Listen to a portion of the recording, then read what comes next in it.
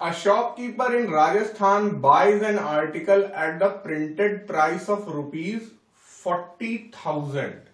ठीक है, तो शॉपकीपर है, वो बाय कर रहा है कोई आर्टिकल 40,000 फ्रॉम अ होलसेलर इन दिल्ली। तो होलसेलर यहां होगा, दिल्ली में बैठा होगा, शॉपकीपर राजस्थान में।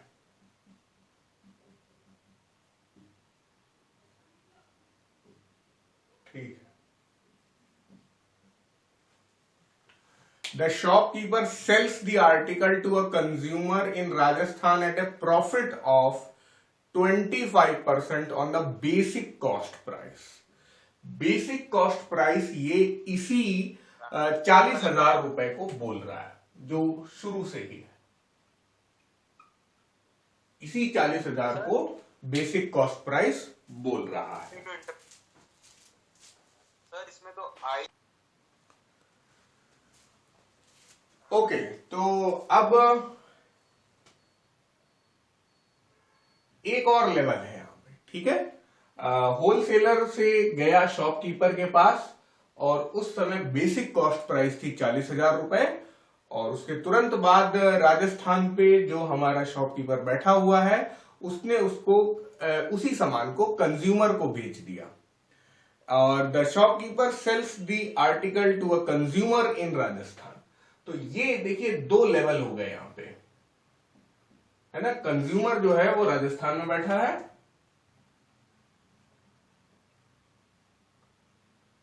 और शॉपकीपर भी राजस्थान में बैठा है। यानी ये वाला ट्रांजैक्शन कैसा है, इंट्रा स्टेट है, और ये वाला ट्रांजैक्शन कैसा है, इंटर स्टेट है। और 25% प्रॉफिट जो है शॉपकीपर उठा रहा है। तो सबसे पहला बात तो ये हो जाएगी कि ये वाले एरो में हमने जैसे 40,000 लिखा है, वैसे ही इस वाले एरो में भी हम एक नंबर लिखेंगे, ऐसा नंबर जिससे कि हमारे शॉपकीपर को 25% प्रॉफिट हो जाए। बाद में इन्होंने बोला है जीएसटी 18% है, उसके बाद 5 पार्ट्स और पूछे हैं। एक एक पार्ट को हम लोग डिस्कस करते हैं। पहले हम लोग अपनी ट्रांजैक्शन फोटोग्राफी अच्छे से बना लें। तो मैं बेसिक कॉस्ट प्राइस को सीपी लिख रहा हूं। तो CP is equal to ₹40,000। SP is equal to CP plus 25% of ₹40,000, है ना। और सीपी है कितना, 40,000 प्लस 25/100, 40,000 का। तो 2 जीरो ये कट गए, और ये कितना हो गया,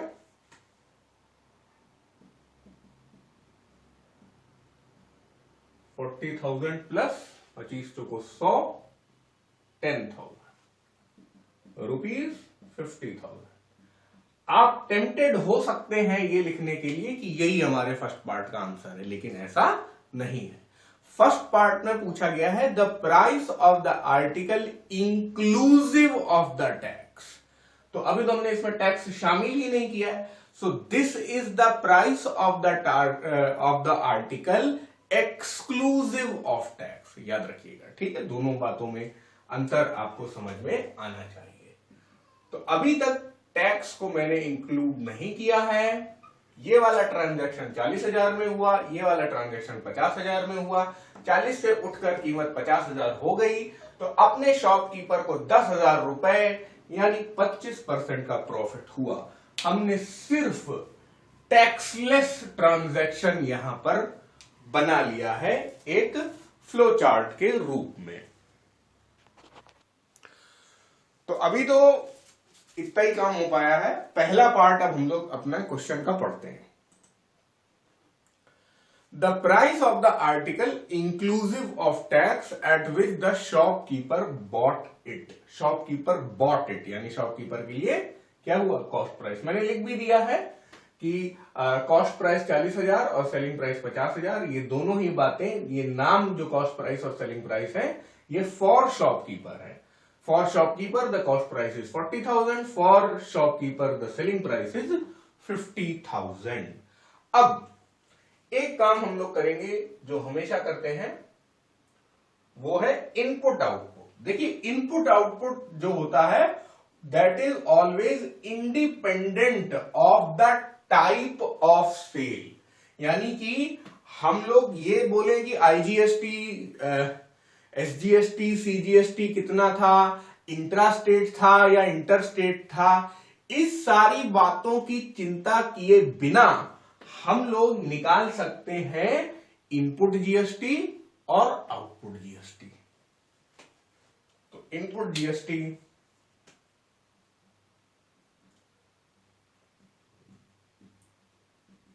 और आउटपुट जीएसटी, क्योंकि जब कोई प्राइस पे कर रहा है तो हम लोग इनपुट आउटपुट जीएसटी से ही अपना काम चला सकते हैं। तो रुपीज यहां पे कितना आएगा वो हम लोग कैलकुलेट करेंगे। देखिए इनपुट जीएसटी इस रेट के हिसाब से निकाला जाएगा, आउटपुट जीएसटी इस रेट के हिसाब से निकाला जाएगा। आपको दिया गया है जीएसटी इज इक्वल टू 18%, है ना। तो बस input GST is equal to 18 divided by 100 of 40,000। 2 zero 2 zero cut गए, ये हो गया रुपीज 7200। ठीक है, फिर आ गया क्या, output GST is equal to, हालांकि फर्स्ट पार्ट में आउटपुट जीएसटी की जरूरत शायद नहीं पड़े, लेकिन फिर भी हम लोग निकाल के बैठ जाते हैं, क्या पता आगे काम आ जाए, और आएगा ही काम। 18 पंचे 90, तो 9,000 रुपए। तो हम लोगों ने इनपुट जीएसटी निकाला अपने पराक्रम से 7200 और 9,000। इसको भी अच्छे से लिख लेते हैं। इनपुट आउटपुट निकालने के बाद अपने मन में चाहे समझ लें चाहे लिख लें, देखिए दिल्ली से राजस्थान ये ट्रांजैक्शन हो रहा है, तो ये क्या है, इंटर स्टेट। इसका इनपुट आउटपुट से कोई देना देना नहीं है, ये राजस्थान से राजस्थान में हो रहा है, ये क्या है, इंट्रा स्टेट। ठीक है, फिर से पहला part, amount the price of the article inclusive of tax. तो फर्स्ट पार्ट अब मैं लिख सकता हूं, price of article inclusive of tax. Inclusive of tax में इन्होंने ये भी नहीं बोला कि कौन सा, मतलब सीजीएसटी है या एसजीएसटी है या आईजीएसटी है, तो हमें भी कुछ नहीं बोलना है। ठीक है, हम लोग क्या बोल देंगे, प्राइस जिस पे ये खरीद रहा है, एक तो कॉस्ट प्राइस है ना, price of article inclusive of tax, और ये किसके लिए है, फॉर शॉपकीपर या paid by shopkeeper, paid by shopkeeper. हो सकता है कट रहा हो थोड़ा आपके लिए, पर कोई दिक्कत नहीं है। Cost price plus input GST. कुछ लोग यहां पे आईजीएसटी भी लिख सकते हैं, कोई दिक्कत नहीं है। 40,000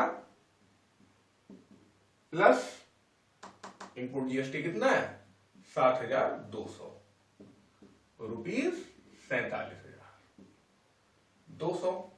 तो ये हो गया first part.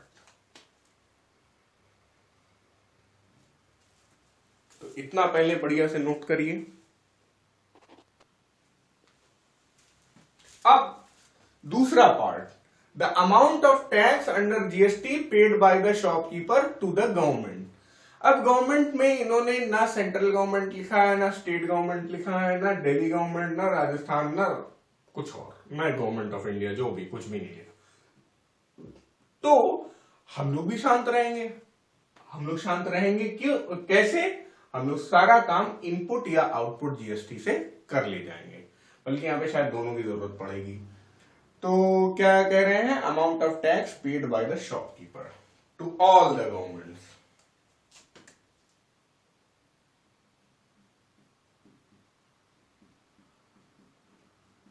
Tax paid by shopkeeper पर ये कितना होगा? देखिए, शॉपकीपर बीच में बैठा है, 10,000 रुपए का प्रॉफिट मार रहा है, उसी 10,000 पे तो टैक्स देगा। तो बस जो टैक्स होगा इन दोनों के बीच में कुछ होगा, देखते हैं। ये हो जाएगा output GST minus input GST. ऐसे बहुत सवाल कर चुके हैं हम लोग। जब भी मिडिल मैन होता है उसका टैक्स देने का कैलकुलेशन हम लोग करते हैं output GST minus input GST. इसमें आईजीएसटी, एसजीएसटी कुछ का ध्यान अगर आप ना भी रखें तो भी चल जाएगा। 9,000 माइनस 7,200 आ गया ₹1,800। बिल्कुल वैसे ही जैसे हम लोग पहले करते थे। आप अपनी बुक को अगर देखें, ये आपकी बुक से ही है, एमएल अग्रवाल से ही। मेरे पास तो थोड़ी पुरानी बुक है, मैं दिखा देता हूं कौन सी। ये वाली। तो इसमें ये एग्जाम्पल 7 है, ठीक है। और आपको वैसे क्वेश्चन यहाँ पे तो दिख ही रहा है। मैं खोलकर भी बुक को दिखा दूं तो अच्छा रहेगा। तो ये रहा एग्जाम्पल 7 और पेज नंबर है 9, ठीक। बट जैसे जैसे ये वीडियो पुराना होता जाएगा तो ये बुक ऑब्सोलीट होती जाएगी। तो मुझे पूरा विश्वास है कि ये क्वेश्चन आपकी बुक में होगा ही होगा, ठीक है। 2-3 साल बाद भी जरूर होगा। अब इसमें बुक में इन्होंने एक सेट ऑफ का कॉन्सेप्ट दिया है। तो सेट ऑफ का कॉन्सेप्ट समझने के पहले हम लोग सारी वैल्यू लिख लेते हैं। अब देखो यार, इनपुट जीएसटी जो है वो इंटर स्टेट में है। इंटर स्टेट वाली कंडीशन में, यानी कि 2 अलग अलग स्टेट में ट्रांजैक्शन हो रहा है। इस स्थिति में सिर्फ आईजीएसटी का रोल रहेगा। तो यहां पे आईजीएसटी यानी कि integrated GST, IGST input GST नहीं है, प्लीज, मैं बता चुका हूं अपने बेसिक लेक्चर्स में। आईजीएसटी यहां पर पूरा 7,200 होगा। ये चांस की बात है कि यहां पे इनपुट जीएसटी और आईजीएसटी दोनों की वैल्यू बराबर आ गई है, ठीक है। ये आईजीएसटी कह रहा है कि भाई 7,200 रुपए पूरा सेंट्रल गवर्नमेंट को चला जाएगा। लेकिन यहां पे जो ट्रांजैक्शन है वो इंट्रास्टेट है। तो इंट्रास्टेट में 2 प्लेयर आएंगे, सीजीएसटी और एसजीएसटी। हम लोग ने पहले अपने क्वेश्चंस में देखा था कि सीजीएसटी और एसजीएसटी जो है वो आधे आधे डिवाइड होते हैं। लोग इन्हें कैलकुलेट करने के लिए क्या करते हैं, 18% की जगह 9% ले लेते हैं। 9% ऑफ 50,000 कितना आ जाएगा? ₹4500। 9% ऑफ 50,000 कितना आ जाएगा? 4500। इस कैलकुलेशन को हम बड़ी आराम से कर सकते थे कि अरे यार 9,000 को 2 बराबर में बांट दो, ऐसे भी कर सकते हैं, बिल्कुल सही बात है।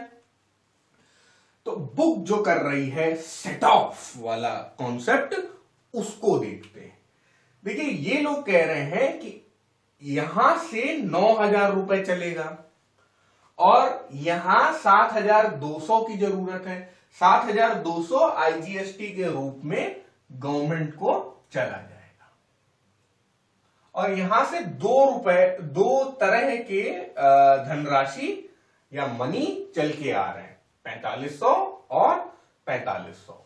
तो यहां पे हमारी जो रेस्पॉन्सिबिलिटी है सेंट्रल गवर्नमेंट के लिए वो 7,200 रुपीज है। लाइबिलिटी बोलते हैं, टैक्स लाइबिलिटी। ठीक है, तो ये टैक्स लाइबिलिटी किसकी है? 7,200 कौन देगा? होलसेलर देगा। ठीक है, तो होलसेलर की जो 7,200 की लाइबिलिटी है वो होलसेलर शॉपकीपर से मांगेगा, बोलेगा भाई तुमने कंज्यूमर से बहुत ज्यादा टैक्स कलेक्ट किया है, तुम हमको दो, हम कहां से 7,200 देंगे? तो शॉपकीपर कहेगा भाई देखो मेरे पास सीजीएसटी 4,500 रुपए है। बोला ठीक, 7,200 में से 4,500 मेरा कवर हो गया।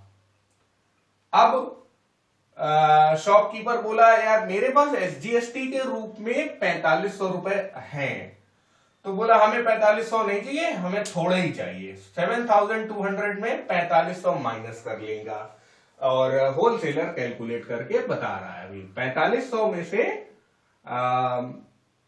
बल्कि उल्टा कर दिया मैंने, 7,200 में से 4,500 माइनस करेंगे। आप लोग आंसर बता ही सकते हैं, 12 5 या 7 और 2,700। ठीक है, तो होलसेलर कहेगा कि 2,700 रुपीज तुम और लाओ।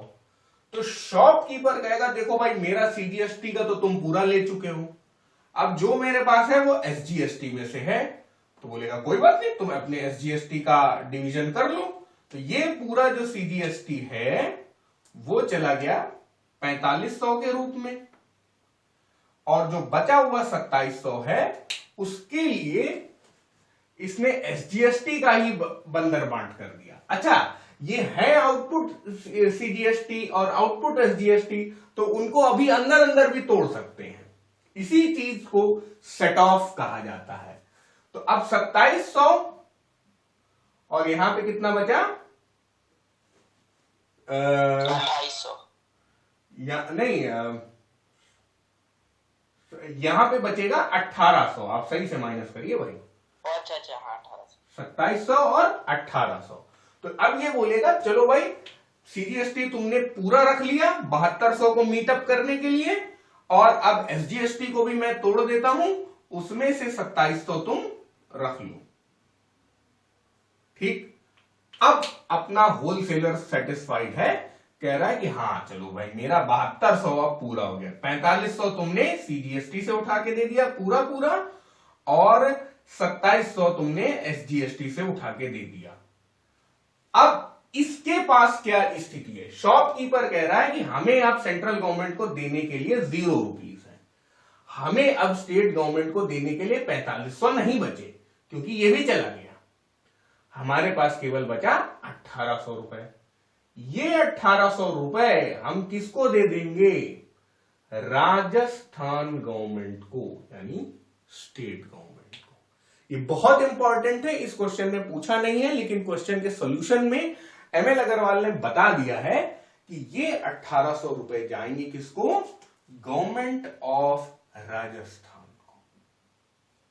ठीक है, अगर सवाल में पूछा जाता how much money as tax will government of Rajasthan get, तो हम लोग आंसर 1,800 रुपए बोलते।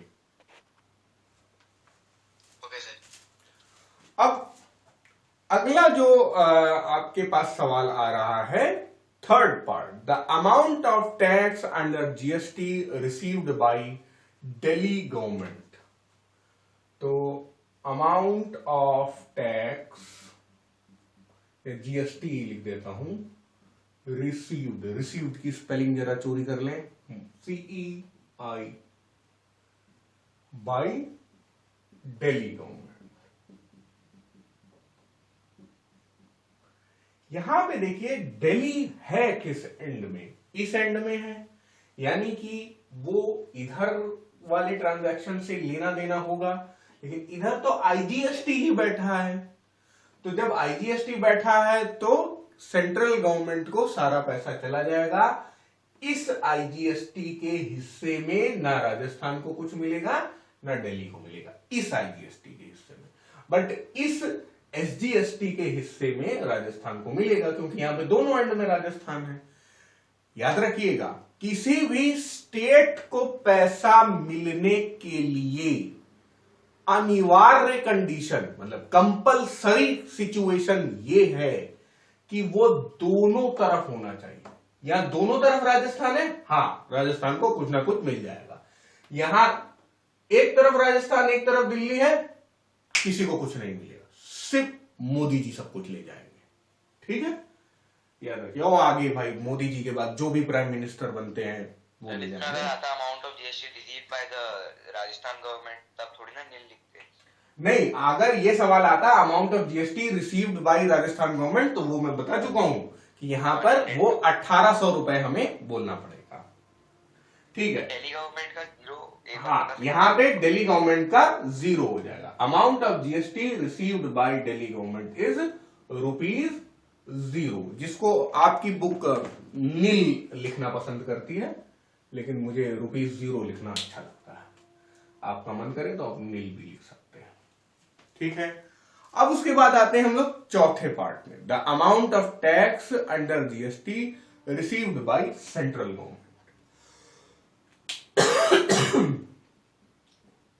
अमाउंट ऑफ टैक्स या GST received by central government. तो सेंट्रल गवर्नमेंट, 200। हाँ वो यहां पे बैठी हुई है सेंट्रल गवर्नमेंट। अभी हम लोग सेट ऑफ खेल ही चुके हैं काफी। वैसे मैं आपको बता दूं, रियल एग्जाम में आपको सेट ऑफ का ज्यादा सोचने की भी जरूरत नहीं है, क्योंकि आपका सारा काम इनपुट आउटपुट आईजीएसटी सीजीएसटी और एसजीएसटी लिखते ही हो जाना चाहिए। ठीक है, amount of GST received by central government क्या होगा भाई? सेंट्रल गवर्नमेंट इस लेवल पे बैठी है 7200 रुपए लेने, तो ये 7200 रुपए हो जाएगा। और कोई ये सोच सकता है कि सेंट्रल गवर्नमेंट का ये 4500 रुपए भी है, लेकिन वो गलत हो जाएगा। मैंने आपको बताया था ये 7200 रुपए पूरा करने के लिए ये 4500 यहीं घुस जाएंगे, और इस 4500 में से भी 2700 इधर घुस जाएगा, बचा 1800 वो राजस्थान गवर्नमेंट ले जाएगी।